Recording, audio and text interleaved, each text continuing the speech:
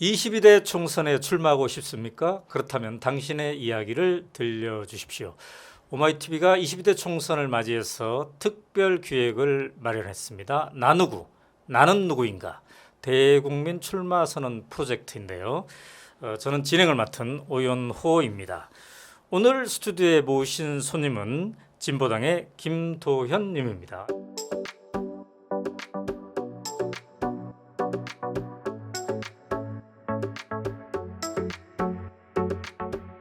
안녕하세요. 안녕하세요. 네, 반갑습니다. 지역구가 어디시죠? 저 상록구 갑입니다. 안산에 상록구 갑. 현역 의원은 민주당의 전해철 의원이네요. 네, 삼선 맞아요. 의원이네요. 네. 자, 이 나누구 프로그램 이제 어느 정도 보셨을 텐데 네, 네, 네. 5분 사전 인터뷰부터 시작하도록 하겠습니다. 네. 자, 진보당 후보입니다. 진보당. 자, 진보당이 며칠 전에 보니까 아마 국회에서 크게 행사를 했습니다. 네. 상당히 많은 지역구 후보들이 모였던데 몇 명 정도 모였어요? 저희 84명의 후보들이 지금 음. 이제 출마 준비를 하고 있어서 같이 기자회견했습니다. 그렇죠. 그때 함께 있었고. 네, 같이 있었어요. 자, 진보당. 그러면 아직 이제 다수당은 아니기 때문에 네. 진보당은 요게 다릅니다. 이 기회에 좀 홍보를 살짝 한다면? 저는 좀 이런 어필을 하고 싶은 네, 게 네, 저희가 이제 계급계층 정당이라고 음. 해서 노동자당, 뭐 네. 농민당, 네. 빈민당, 뭐 여성엄마당, 네. 청년당까지 굉장히 많은 사람들이 좀 모여 네, 있어요. 네. 네. 그러다 보니까 각자의 이제 요구안을 가지고 좀 네. 진보당 안에서 활동을 하고 있고요. 아, 저는 그런 분들이 같이 당선이 돼서 국회에 가면 그래요. 또 그런 시너지 효과들을 얻을 수 있을 네. 거라고 생각합니다. 김도현님은 정치 경력이 몇 년입니까? 제가 2016년도에 첫 출마를 했었거든요. 그래요? 네. 세 번째 출마인데 이제 좀 꽤 되는 거죠, 이제. 세 번째 출마. 첫 번째 출마 2016년에? 네, 맞아요. 그렇구나. 그럼 뭐 거의 막 대학생 때 했나요? 그때 졸업하자마자 바로 했었던 것 같아요. 음. 기억에 20살, 아하. 20대 중반이니까. 그래요. 네. 이 방송 지켜보는 청년들이 네. 정치 그러면 나랑은 좀 아닐 것 같은데 이런 생각 할 수 있어요. 음. 정치하는 재미는 뭡니까? 저는 다양한 사람들을 좀 만날 수 있는 기회가 아. 되기도 하고요. 네. 우리가 정말 하루에도 많은 기사들이 쏟아져서 나오잖아요. 네. 이 기사에 대해서 나는 과연 어떤 입장을 가질 것인가 음. 이런 고민을 할 수 있는 게 좀 더 재미있는 것 같아요. 네. 안산의 상록구 갑이신데 여기 인연은 어떻게 됩니까? 왜 어, 이쪽을 선택했습니까? 제가 사실은 살고 있는 공간이기도 하고 저희 어. 아버지가 음. 초등학교 2학년 때 이사를 오셨어요. 네네네. 그래서 그냥 쭉 생활을 하다 보니까 자연스럽게 음. 좀 출마를 하게 된 것 같습니다. 자, 이 지역의 특색은 뭡니까? 상록수 하면 네. 많이 아마 그 소설을 좀 네, 네. 떠올리실 네, 네. 텐데요. 음. 그래서 좀 그런 문화적인 부분, 역사적인 음. 부분이 굉장히 잘 담겨져 있기도 하고요. 네. 배구를 좋아하시는 분들은 아마 오. 많이 아실 거예요. 그래요. 네, 상록수역 근처에 굉장히 큰 경기장이 있는데 많이들 보러 오시는 걸로 알고 있습니다. 아, 그렇구나. 자, 이 전현직 정치인들 중에 이 사람은 내가 앞으로 좀 따라 배우고 싶었어. 이런 사람이 있나요? 저는 사실은 그 전에 이정희 대표 아마 아, 많이 기억하실 네네, 거예요. 네네, 많은 분들이 좋아해 주시기도 했는데 네. 일반 정치인이 내지 않았던 목소리를 저는 많이 냈다고 생각을 해요. 그래요. 그래서 앞으로도 좀 많이 배우고 싶은 네, 정치인입니다. 내가 만약에 국회의원이 된다면 이런 법안은 하나쯤 만들어 보고 싶은데 이런 게 있나요 혹시? 당에서 저 청소년 특위장으로도 같이 좀 일을 하고 있는데요. 네. 청소년 관련한 법안이 좀 더 저는 많아져야 된다고 생각하고 네. 최근에 이제 학생인권 조례가 굉장히 논란이 되고 있잖아요. 네네네. 그래서 아예 이제 인권 조례로 두는 게 아니라 청소년 인권법 자체를 좀 만들어야 하지 않을까 고민하고 있습니다. 네. 지역구적인 입장에서는 이것만은 내가 좀 이 지역에서 해결해야 되겠다 이런 게 있나요 혹시? 제가 다니다 보니까 저희 해양동이라는 동네가 있는데 네네네. 여기가 좀 교통편이 좋지가 않아요. 그래서 굉장히 많은 분들이 이제 네. 지하철을 좀 원하고 계시는데요. 네네네. 저도 공감이 굉장히 많이 되더라고요. 그래서 음. 그런 부분을 좀 같이 해결해 보고 싶습니다. 그래요. 진보당은 이제 큰 당은 아니기 때문에 네. 지역에 나서는 후보들이 서로 연합해서 운동도 할 수 있겠습니다. 함께 연합해 가지고 지역구 예, 후보들이요. 네, 지역 후보들. 저희가 안산에만 지금 3명의 후보가 출마를 했거든요. 네, 지역구가 네. 아마 3개로 줄어들 가능성이 있는데요. 그래서 보통은 이제 저희 후보들끼리 같이 다니면서 인사도 드리고 네. 뭐 하고 있어요. 그래요. 자, 지금 이제 핵심 슬로건 같은 거는 정해가고 있나요? 지금 국민의 스피커를 국민의 스피커. 고민하고 있습니다. 그래요. 12월 12일부터 후보 등록, 예비 후보 등록 네. 시작했는데 했습니까? 네, 했습니다. 했더니 무슨 변화가 있던가요? 어떤 선거 운동을 더 할 수 있습니까?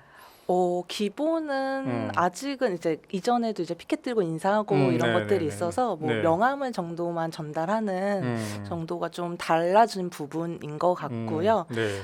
이제는 선관위에 관심을 너무 많이 갖게 되어서 그래요? 그게 저한테는 가장 많이 달라진 점 같습니다. 그런 점도 있겠군요. 네. 진보당 후보입니다. 그럼 반응은?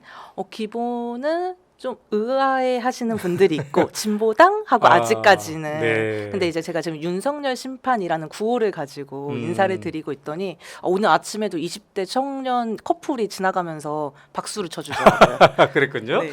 자, 이렇게 이제 5분간의 사전 인터뷰 마쳤습니다. 이제 지금부터는 10분 동안 나는 누구인가 설명하는 시간을 직접 주도해 주시기로 하겠습니다. 자, 화이팅! 잘하십시오. 감사합니다. 네.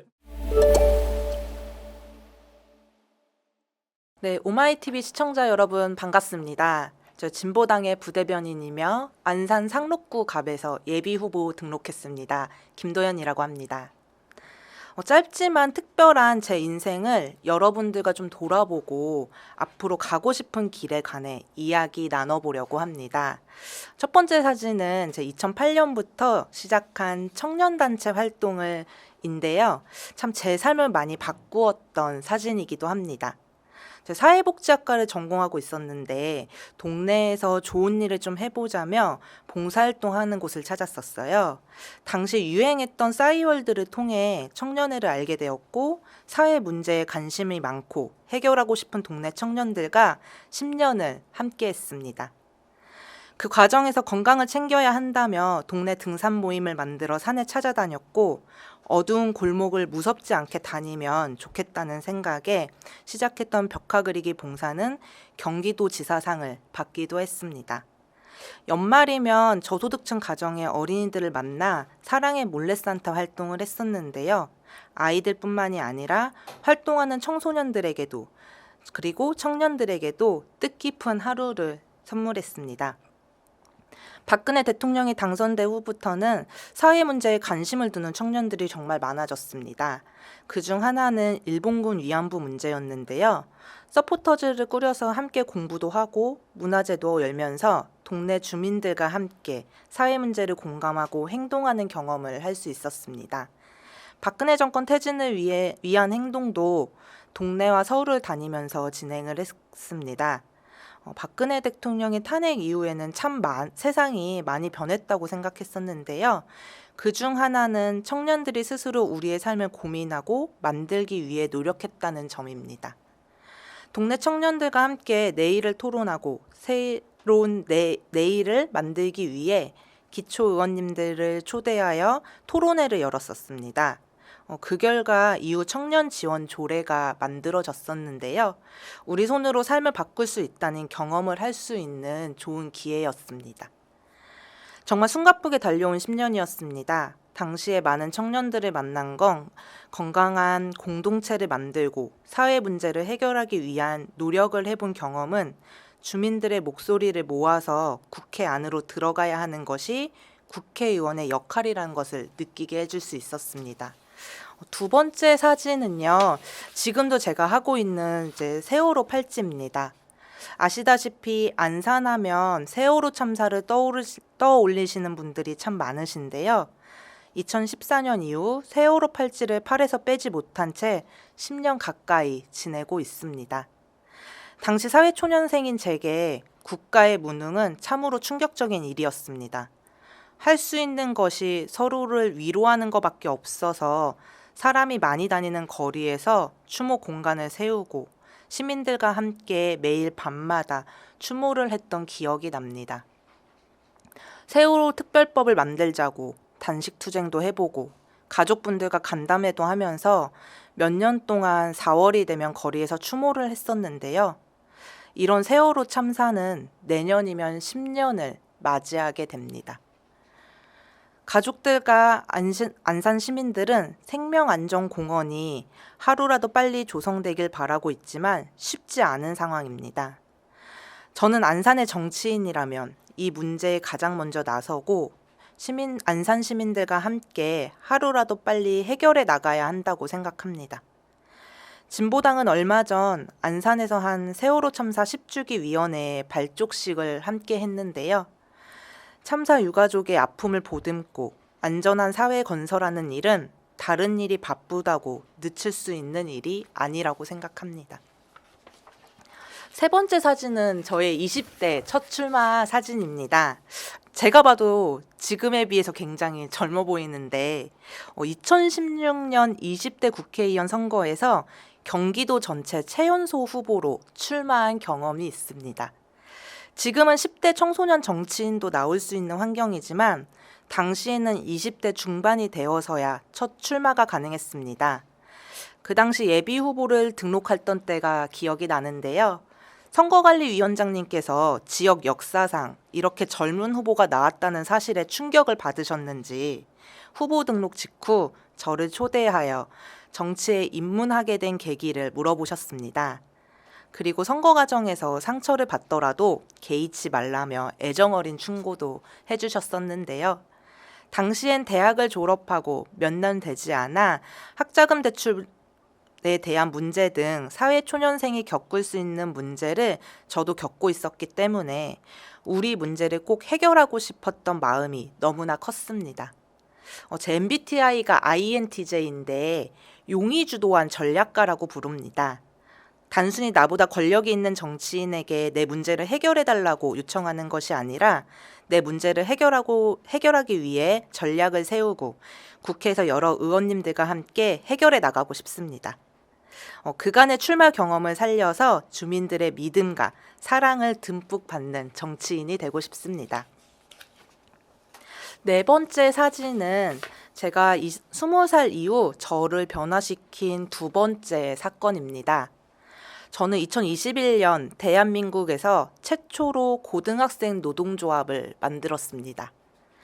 맏내동생이 특성화고를 다녔는데 알고 보니 실습하는 동안 최저임금조차 보장받지 못하고 있었던 거예요.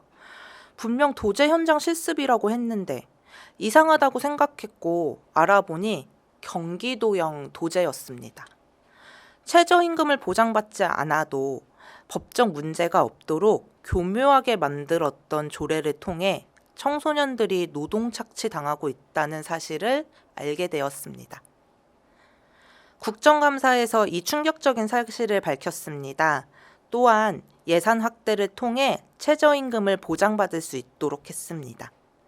최근에는 경기도에서 50만 원까지 받을 수 있었던 자격증 지원금이 10만 원으로 삭감되었다는 충격적인 소식을 듣고 예산 추가 확보를 요구하는 활동을 진행했었는데요.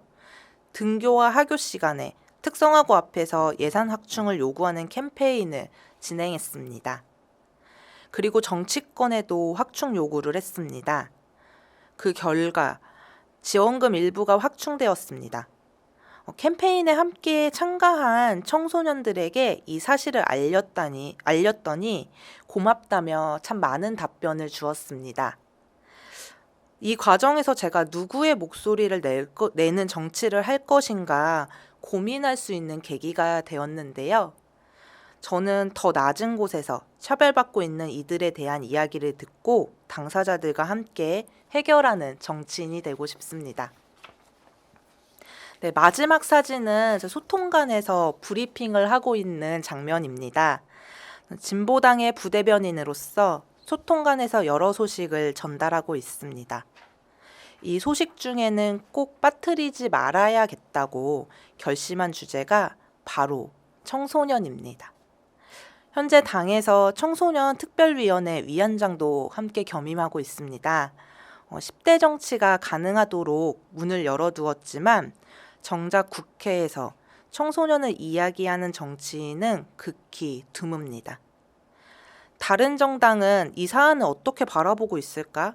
궁금하여 타당의 홈페이지에 들어가 논평을 봐도 의견을 내지 않는 경우가 굉장히 많습니다. 아시다시피 최근 학생인권 조례 폐지를 시도하는 지자체가 늘어나고 있는데요. 권력이 없는 이들은 사람임을 포기해야 하는 세상이 되어가고 있습니다. 최근 청소년들과 함께 국회 소통관에서 교육부의 학생인권 조례 개약 시도를 규탄하는 기자회견을 진행한 적이 있습니다. 청소년 당사자들이 국회에서 직접 인권 유린 당하는 사례를 발표하는데 충격적인 사실들이 참 많았습니다. 저는 부와 권력이 없다는 이유로 목소리를 내기 어려운 이들이 자신의 목소리를 낼 수 있게 하는 것이 저의 역할이라고 생각합니다. 그리고 이 사회를 살아가는 사람들 모두의 목소리가 소외되지 않기를 바랍니다. 그동안 국회가 제대로 내지 않았던 우리 국민들의 목소리를 저 진보당 김도연이 내겠습니다. 국민의 스피커가 될 수 있도록 이번 20대 선거, 22대 선거 열심히 뛰어보겠습니다. 감사합니다.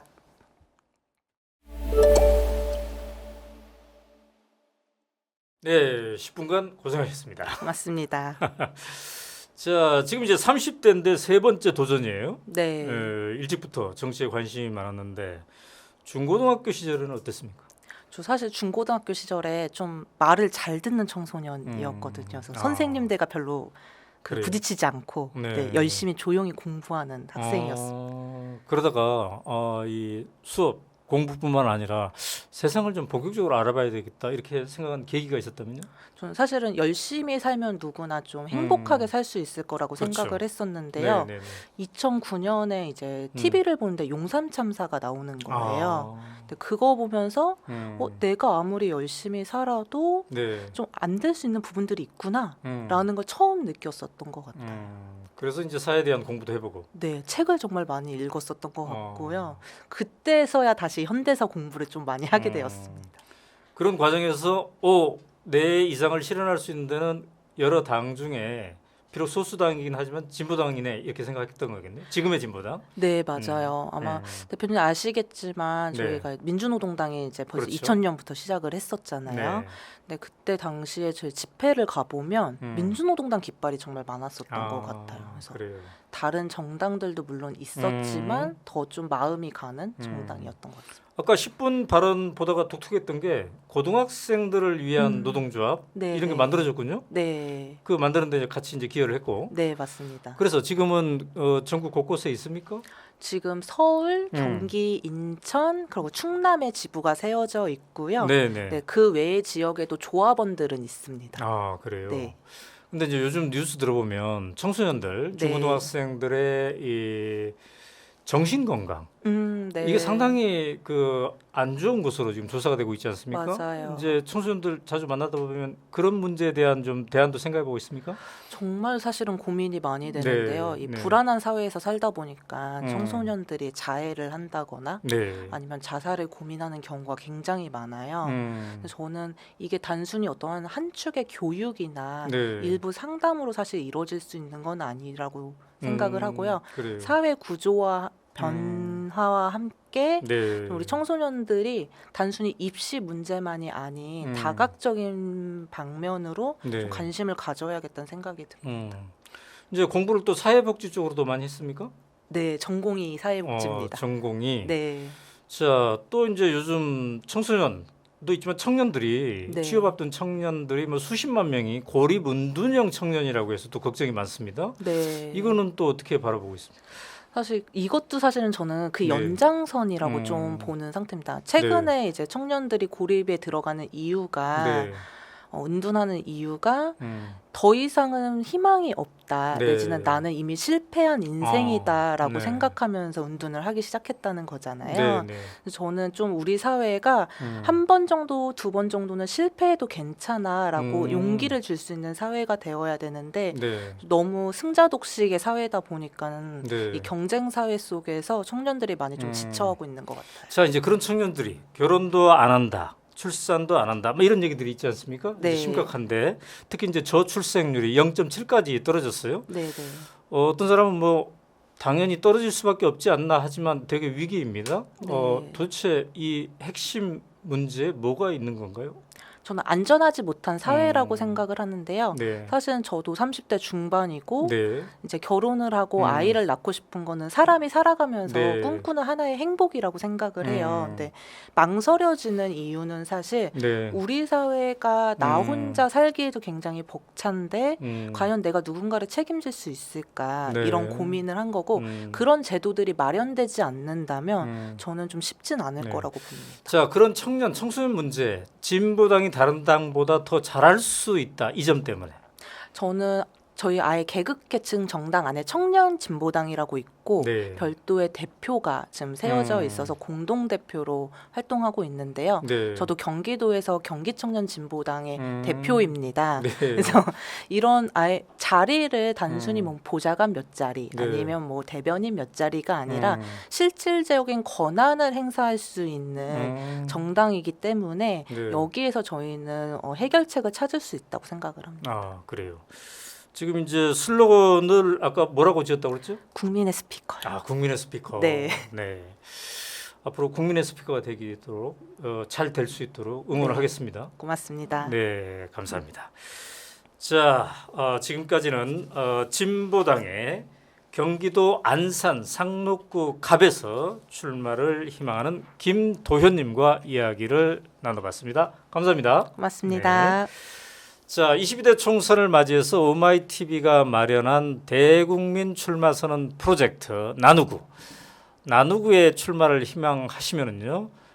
오마이나누구 네이버닷컴으로 신청해 주시면 되겠습니다. 오늘은 여기서 마치도록 하겠습니다. 감사합니다.